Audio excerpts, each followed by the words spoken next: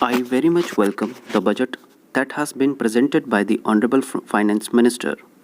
In doing so, I would like to address myself to one important aspect of budget making.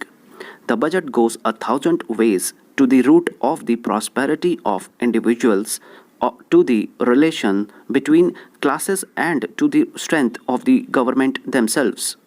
The present budget, apart from the arithmetic of it, must also solve the problems that are facing the country today, and I am certain that we shall go the right way in solving them. The Congress governments are in charge of the country. We have got a name, an idol, and a program, and we have to reach the idol. The Congress has stood all these years for the creation of a cooperative commonwealth which was called Ram Rajya by the father of the nation. Now, in this budget, if we can find anything that will go towards that ideal, we shall be very much satisfied. The present budget, I feel, is good in one way, in that it is establishing a new precedent, that is, taxing in order to meet the capital requirements of the country.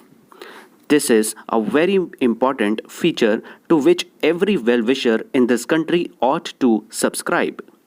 The Congress Working Committee sometime last year passed a resolution requesting the Government of India to appoint a National Planning Commission. Its objectives are a just order of society, progressive increase in the standard of living, best utilization of the resources of the country, and regional and national self sufficiency. The government and the country were good enough to respond, and today we have a National Planning Commission which is striving hard to give us a short term plan and a long term plan.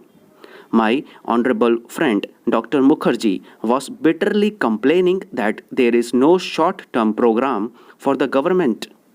Anybody who has seen the budgets of the state governments as well as that of the central government will find that they are not devoid of such plans.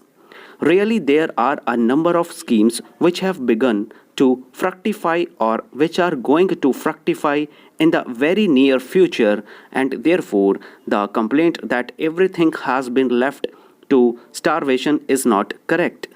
Then there is no gainsaying the fact that the country is really in a bad economic situation. Everybody knows it. We know that there is poverty and that poverty is increasing on account of a number of circumstances, including the pressure of population, which is peculiar not only to our country but to a number of other Asian countries. This is resulting in the falling of the standards of life. There is another difficulty, perhaps due to historical circumstances, that many of our people are vociferous about their rights and are not at all mindful to their duties. Therefore, if we want to solve the problems that are facing us in the economic field, there are only two things to be done. Firstly, we should take to austerity, and secondly, we should also look to greater production. About this question of austerity, on behalf of the government, the Congress Working Committee and All India Congress Committee have appealed to the country more than once. People feel that some magic can be done and that tomorrow morning we can find our Ram Rajya established. The father of the nation, when he started his great movement for the freedom of our country, taught us to fight and also taught us the need for the constructive program. We heard him about the former and responded, but had we responded with equal vigor as regards the constructive program, the country would not have been facing the economic situation with which it is faced today. I feel that we should now accept this position. Criticism has been made about the need to save and invest.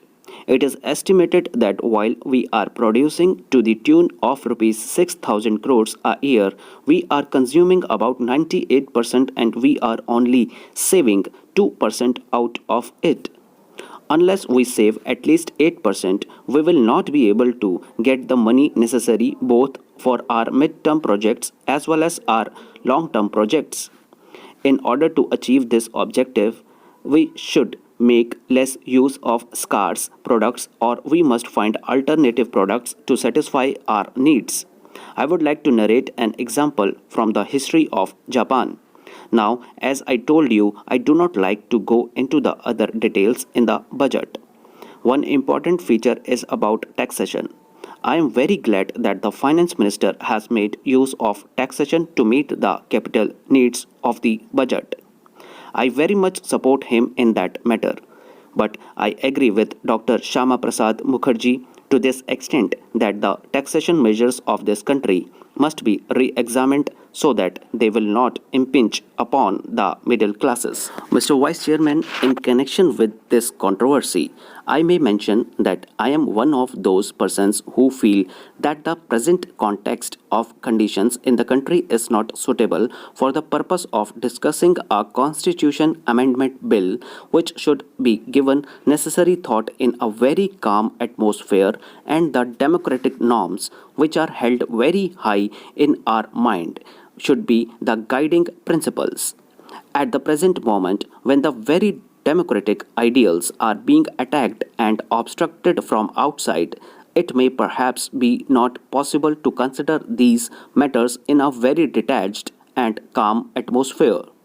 For that purpose, I should have liked if this bill has been postponed or withdrawn from discussion. Sir, under Article 53 of the Constitution, the President is the executive head of the state, and under Article 74, the Prime Minister is appointed by the President, and the Council of Ministers is appointed on the advice of the Prime Minister. In defining the relationship between the President and the Prime Minister and the Council of Ministers, the words used are to aid and advise.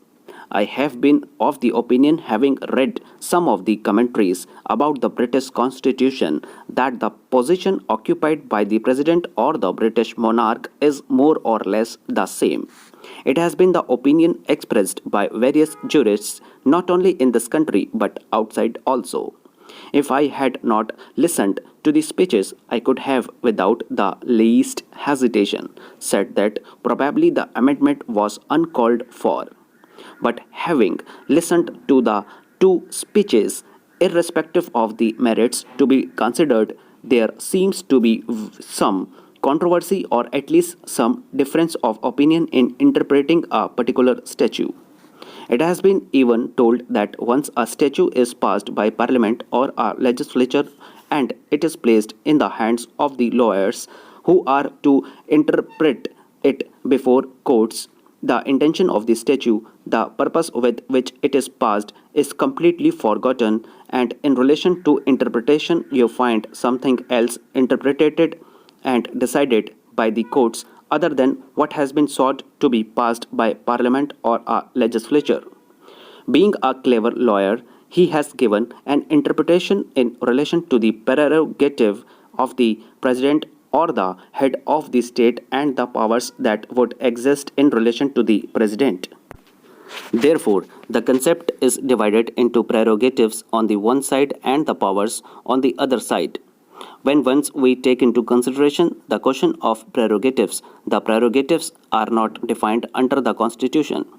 The prerogatives came into existence only under a convention but not under the constitutional powers that have been so far defined. As far as the constitutional power is concerned, I am one of those, sir, who believe that as far as the articles of the Constitution and their interpretations are concerned, the position of the President of India cannot be other than the position of the British monarch in England. Therefore, the opinion of the Council of Ministers is binding on the President as it is binding on the monarch of England. Certain very concrete illustrations have been cited by a number of speakers who have spoken on the subject. Suppose after a general elections, Parliament assembles, then the President is to call somebody from the parties to form the government. In clear cases where a party has got absolute majority, probably it leaves no doubt. But in cases where sometimes the parties are so delicately balanced that the president is not in a position to make out which party has the majority, there would always be members going from one side to the other, changing the fortunes of the party to which they belong. In such cases, what is the role of the president? Is the president to call somebody within his discretion or leave the matter to Parliament itself? The convention so far known to the constitutional democracy is that the president or the governor, by his own subjective opinion on objective considerations, if he came to an opinion that a particular party had majority, used to call the leader of that party and ask him to form the government should to approval by Parliament later on. If the party has a majority, the government would go on, otherwise, the government would fall. Again, they have raised certain questions about emergency when there is what is called constitutional vacuum in relation to the executive, whether in such cases the president is to act or not. All these, no doubt, are highly debatable points. But normally speaking, as far as the interpretation of the Constitution is concerned, it is one of the attributes of law that there must be a certainty in interpretation.